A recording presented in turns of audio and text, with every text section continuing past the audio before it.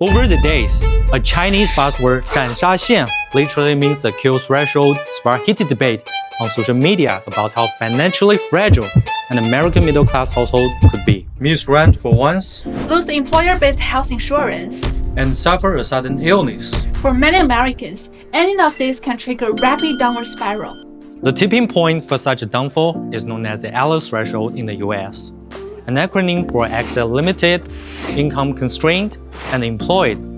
It represents the minimum income level necessary for the survival of a household. Statistics by the United for ALICE, an NGO, showed that 42% of households in the US were below the ALICE threshold in 2023. American media also noticed the group. Look at this 2019 headline from CBS News. 40% of Americans only one missed paycheck away from poverty. And in 2021, it was 59%. A heartbreaking story was shared on the New York Times. It's the story of a working mom. She was fully employed, working long hospital shifts. Yet when her paycheck arrived late, she could not pay rent. Within weeks, she was sleeping in her car with her 4 kids, one still nursing. No addition, no crime, no personal collapse, just a system with almost no margin for a missed paycheck.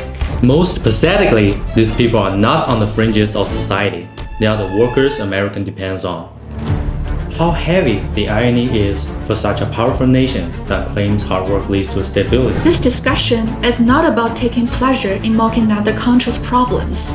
It's about compassionate reflection on how to build our world into a better place. A functional society is supposed to give working people a sense of financial security. People should feel confident that some setbacks will not destroy life and we can always bounce back with some kind of support. And this is evident in China's nationwide poverty alleviation campaign. The principle was explicit. Not a single person should be left behind. That logic did not end with the victory of the campaign. It is part of everyday governance. Xinjiang offers a concrete example. Here, people could expect to happily reflect on the fulfilling life as an octogenarian. Now that the average life expectancy has reached 77. In 1949, when the People's Republic of China was founded, the figure was merely 30. 95% of local people have a basic pension. Those living in difficulties are no exception. Basic medical insurance is nearly universal, covering about 95% of the regional population. For ordinary family, this means that illness is far less likely to become an economic death sentence. Employment offers another buffer. Apart from hundreds of thousands of new urban jobs created each year, there are targeted programs supporting vulnerable groups. Through affordable housing and resettlement programs, basic shelter is made a social guarantee. We know that China's system is far from perfect, but the direction is clear. Where risks may emerge, there are countermeasures in place. In America, risk is overwhelmingly individualized. Once crossing the kill line, one may never climb back.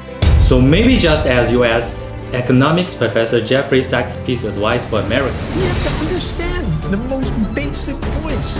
Stay out of each other's lane. Stop meddling others' affairs and focus on taking good care of your own people.